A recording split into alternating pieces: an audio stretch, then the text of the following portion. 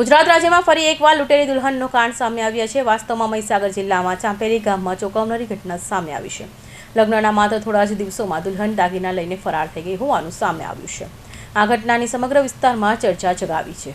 મહીસાગર જિલ્લાના ચાંપેલી ગામના રહેવાસી ભરત પટેલના લગ્ન સ્થાનિક દલાલોની ઓળખાણથી કરવામાં આવ્યા હતા। લગ્ન બાદ પત્ની આશરે 10 દિવસ સુધી પતિના ઘરે રહી હતી। ત્યારબાદ તે પિયર જવાનું કહીને ઘરેથી નીકળી હતી, પરંતુ ત્યારબાદ તે ક્યારેય પરત ફરી નથી।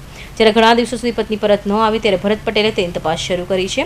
પિયર જઈ તપાસ કરતા ત્યાં પણ પત્ની કે તેના પરિવારનો કોઈ પત્તો મળ્યો ન હતો।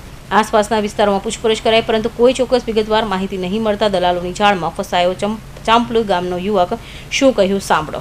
દલાલે મળી અને એક છોકરી લઈને આવેલા લુણાવાડા મુકામે, અને જે મારા મામાને ગમેલું અને એ લોકોએ જે લગ્ન કરાયેલું એ પૈસા અમે જે 2.5 લાખ રૂપિયા આપ્યા છે, 2.5 લાખ રૂપિયા રોકડા અને જે સોના ચોદીના દાગીના જે હવે એ લઈને 10 દિવસ રહી અને એ બેન નાસી ગઈ છે। રહેવાસી હતા ભરૂચના, બરાબર, અને એનો કોઈ પત્તો નહીં। હવે જે અમે જે 3 દલાલને અમે કહીએ છીએ તો એ લોકો એમ કહે છે કે તમે ખોટી રીતના અમને ધમકી આપો છો, અમારી વાત સાંભળતા નથી।